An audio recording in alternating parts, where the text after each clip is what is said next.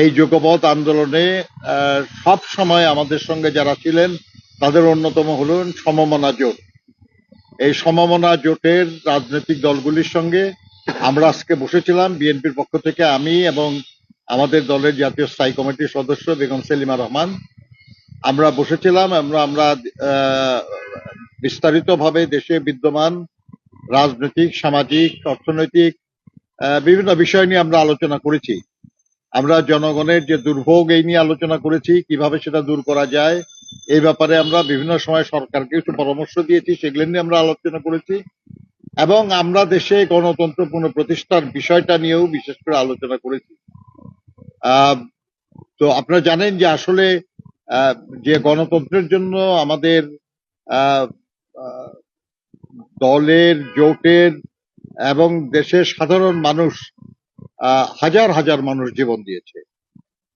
অতি সম্প্রতিও সহস্রাধিক মানুষ জীবন দিয়েছে, আহত হয়েছে।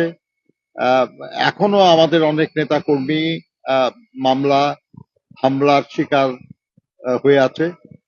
এরকম একটা সিচুয়েশনে যে আলোচনা আমরা করেছি, এই আলোচনার বিষয়ে আমাদের দলের পক্ষ থেকে বিভিন্ন সময় বক্তব্য দেওয়া হচ্ছে।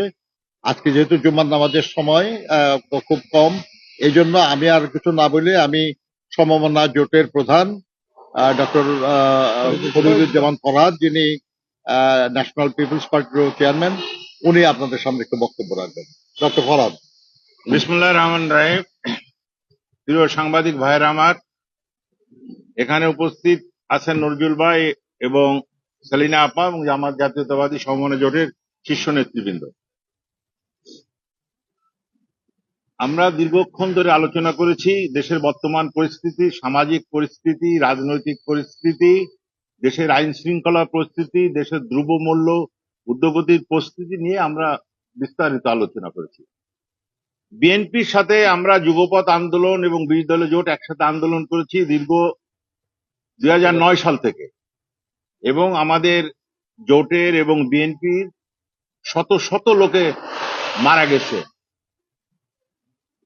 হাজার হাজার লক্ষ লক্ষ লোকে এই আন্দোলনের জন্য মামলা হয়েছে। কি ব্যাপার? আমাদের এক দফা প্রতিষ্ঠিত করার জন্য। সেই দফাটা ছিল শেখ হাসিনার বিদায় এবং গণতন্ত্র প্রতিষ্ঠা করার জন্য, মানুষের ভোটের অধিকার প্রতিষ্ঠা করার জন্য। আমরা যে দীর্ঘ 15 বছর আন্দোলন করেছি, এই দেশ সাফল্যতা পেয়েছে 2024-এর 5 আগস্টে। প্রথম দফায় আমরা সাফল্যতা অর্জন করেছি। এখন দ্বিতীয় দফা হচ্ছে এদেশে গণতন্ত্র প্রতিষ্ঠা করা এবং মানুষের ভোটের অধিকার প্রতিষ্ঠা করা।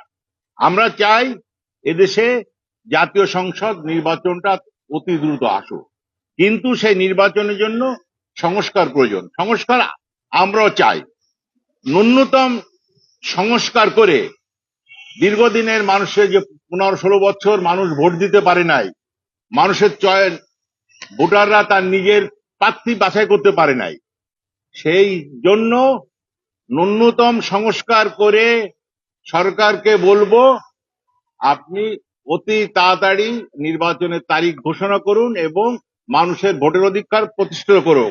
যদি সংসদ নির্বাচন হয়, সংসদ নির্বাচন হলে দেশের অর্ধেক সমস্যার সমাধান হবে এবং বাকি যে সমস্ত সংস্কার আছে, অন্যান্য যা আছে, তা নির্বাচিত সরকার করবে।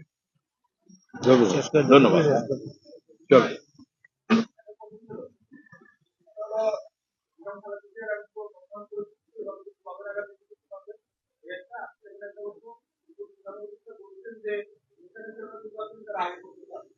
না, এ কথা বলেন নাই উনি। আপনার আন্দাজেই কথা বলতেছেন কেন? প্রথমে করতে চান, কে বলেছে? উনি বলেছেন এটা? না না, এটা বলেন নাই উনি, আন্দাজে বলেন কেন? না না, উনি বলেছেন যে পাশাপাশি আগে করতে চাই, এটা বলেন নাই। আপনারা কনফিউজ করেন না প্লিজ।